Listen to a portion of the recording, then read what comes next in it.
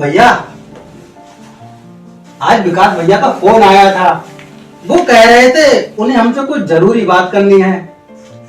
विकास का फोन? पूरे 12 साल के बाद? तुम्हें याद है ना, जब अपने पिताजी की मृत्यु हुई थी, बस उसी समय वो यहाँ आया था। हाँ, उसके बाद फिर वो कभी नहीं आए। फिर हम भी तो चाचा जी यानी विकास भैया के पिताजी के अंतिम संस्कार में नहीं गए थे। अरे छोटे, तुम्हें याद है ना, चाचा जी और पिताजी के बीच में कितना भयंकर झगड़ा चल रहा था। दोनों लोग एक दूसरे का चेहरा देखना तक पसंद नहीं करते। अरे ऐसे में हम लोग वहां कैसे जाते? हाँ, इसी कारण हम भाई आपस में कभी बात तक नहीं कर पाए। खैर कोई बात नहीं है, विकास बहुत सही समय पर आ रहा है। मैं सोचता हूं इस बार मैं उससे बात कर ही लूं। जो ये हमारे पुश्तैनी 3 मकान है, इनके बारे में और इनके बंटवारे के बारे में, ठीक है? और आ रहा है तो बात कर ही लेंगे और समझा दूंगा कि इस मकानों के बिकने के बाद या इन मकानों के बंटवारा होने के बाद वो अपने रास्ते और हम अपने रास्ते, ठीक है? पर भैया, मकान 3 तो बंटवारा 2 हिस्सों में कैसे करोगे? अरे छोटे, इसमें बंटवारा कैसे नहीं हो जाएगा? थोड़ा दिमाग लगाओ। अरे मकान है 3, एक मकान उसे दे देंगे, एक हम लोग ले लेंगे, और रहा तीसरा मकान तो उसको बेचकर जो पैसा मिलेगा वो बांट लिया जाएगा। अरे कौन है भाई? आ जाओ अंदर, दरवाजा खुला है।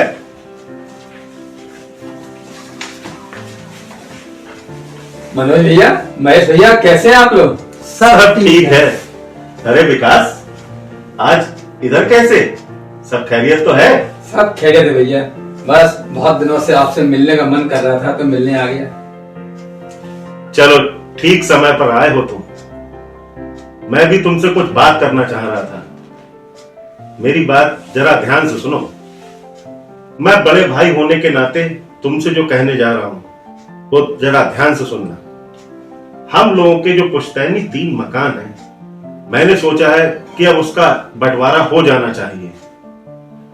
एक मकान तुम ले लो और एक मकान हम लोग ले लेते हैं, और बाकी रहा तीसरा मकान उसको हम लोग बेच देते हैं, और उससे जो पैसा मिलेगा वो हम लोग आपस में बांट लेंगे। फिर तुम अपने रास्ते और हम अपने रास्ते। हाँ भैया, बिल्कुल ठीक कहा। मैं भी तो यही करने आया हूँ। आज इस झगड़े की जड़ को खत्म करके ही रहूंगा, जिस कारण पापा और ताऊ जी कभी मिलके एक साथ नहीं बैठ सके और हमेशा छोटी बुआ जी के कहने में आकर लड़ते झगड़ते रहे, जिसका फायदा छोटी बुआ और बाकी परिवार के सारे लोगों ने इस झगड़े का बहुत फायदा उठाया है। अरे ठीक है, ठीक है। अब तुम मुझे ये बताओ कि पेपर कब तैयार करवा रहे हो, और हाँ, फटाफट इसका निस्तारण कर दो।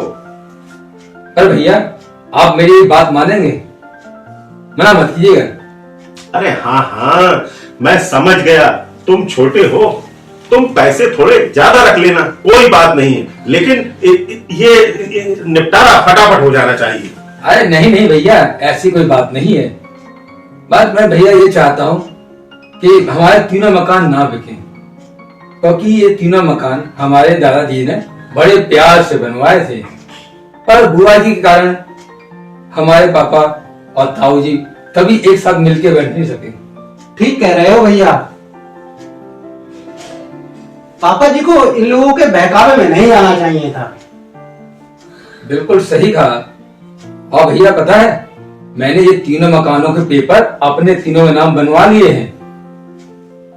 एक बड़े भैया के नाम से, एक छोटे तुम्हारे नाम से और एक मेरे नाम से। और भैया, पर वह कुछ नहीं छोटे, मैं बस यही चाहता हूँ कि आप दोनों भी इन पेपरों पे साइन कर दो और इतने सालों से चले आ रहे इस मनमुटाव को खत्म कर दो, ताकि मुझे भी बड़े भाई और छोटे भाई दोनों का प्यार मिल सके।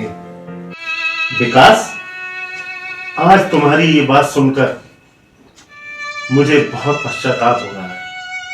मैं तुम्हें कितना गलत समझता था।